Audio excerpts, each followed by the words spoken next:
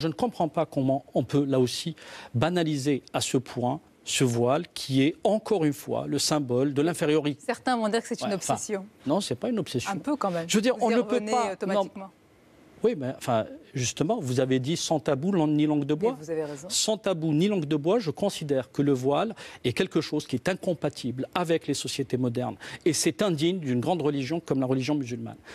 Considérer que la femme est inférieure à l'homme est une chose qui est inacceptable.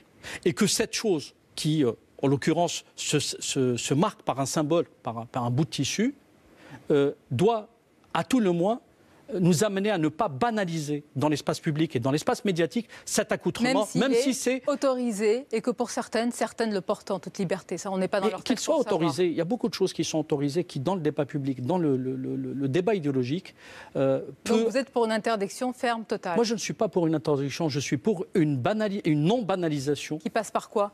Par le refus, par exemple, de considérer qu'une femme qui vient passer à la télé, alors pourquoi donc, dans votre chaîne interdire sur les médias? Alors à ce moment-là, c'est intéressant. Est-ce que vous verrez, vous, à votre place demain, une présentatrice qui porterait le voile? Est-ce que vous verrez le journal de votre chaîne? Quand vous aurez une émission, vous m'inviterez pour répondre à vos questions.